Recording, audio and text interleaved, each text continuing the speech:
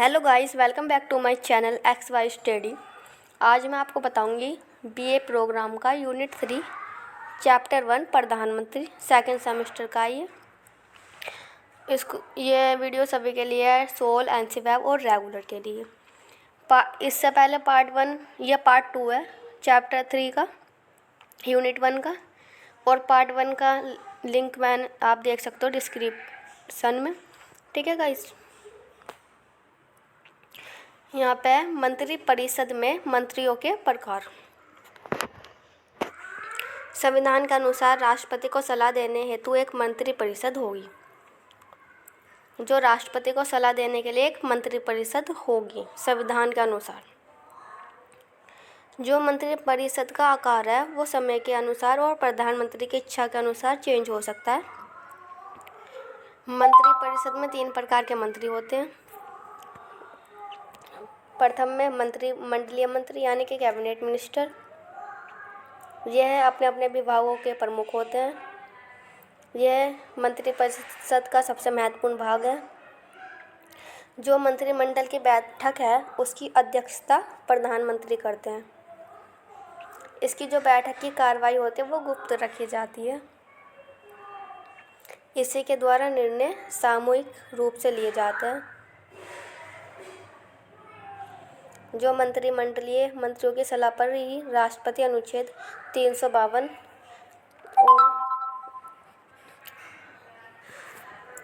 और राष्ट्रीय आपात की घोषणा करते हैं। द्वितीय मंत्री राज्य मंत्री यानी कि स्टेट मिनिस्टर।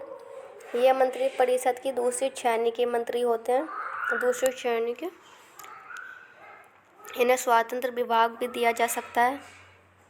ये आमंत्रण मिलने पर बैठक की कार्यवाहियों में भाग लेते हैं।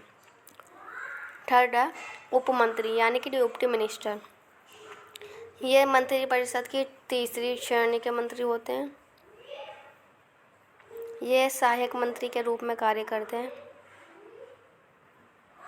जिस मंत्री के अधीन वह कार्य करते हैं वह उसे कार्य आवंटित करता है। ये मंत्रिमंडल की बैठक में भाग नहीं लेते। भारत में प्रधानमंत्री और मंत्री परिषद।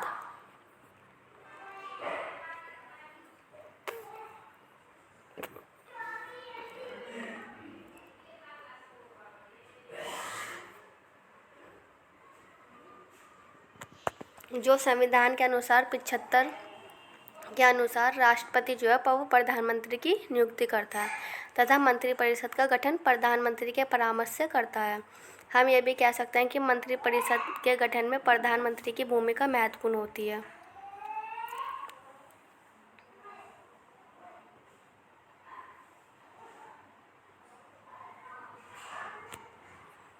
इस प्रकार कहा जा सकता है कि जो संसदीय शासन प्रणाली में भारत के संविधान द्वारा प्रधानमंत्री को काफ़ी शक्तियाँ प्रदान की गई हैं।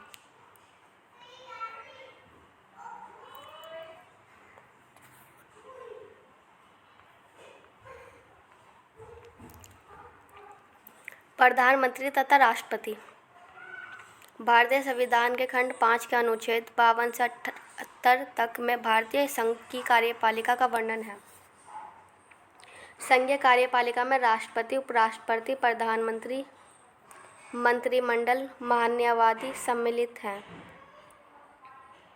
कार्यपालिका के प्रधान को राष्ट्रपति कहा जाता है।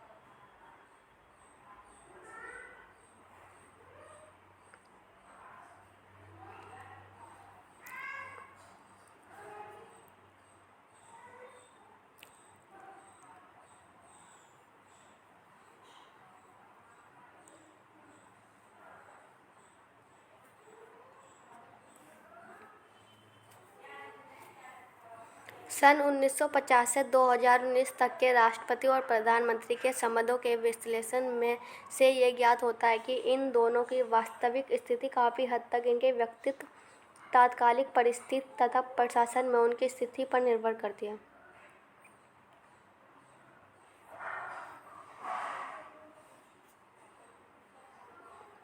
प्रधानमंत्री दल और संसद। संसदीय लोकतंत्र में प्रधानमंत्री लोकसभा का सदस्य होता है। जो संसदीय लोकतंत्र है उसमें जो प्रधानमंत्री है वो लोकसभा का सदस्य होता है। बहुमत दल का नेता होने के कारण उसे अन्य राजनीतिक दलों अर्थात विपक्षी नेताओं के साथ वैचारिक भिन्नता तथा प्रधानमंत्री होने के संभावित शासकीय दबाव का सामना करना पड़ता है।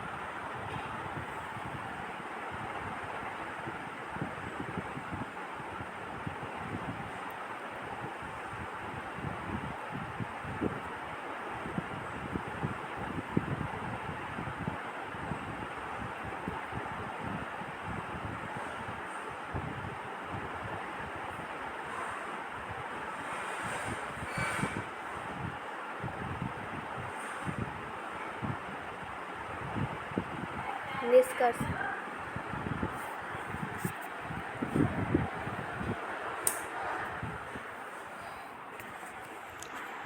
प्रधानमंत्री की शक्तियां असीमित हैं, लेकिन वह एक तानाशाह की तरह आचरण नहीं कर सकता।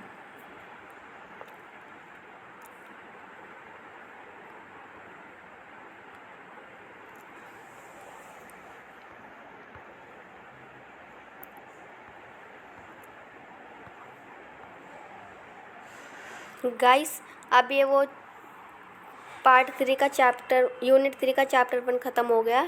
अब यूनिट 3 का चैप्टर 2 स्टार्ट होगा, संसद। तो इसके लिए नेक्स्ट वीडियो जल्दी बनेगी, आप देखना और चैनल को सब्सक्राइब करना। Thank you for watching my video.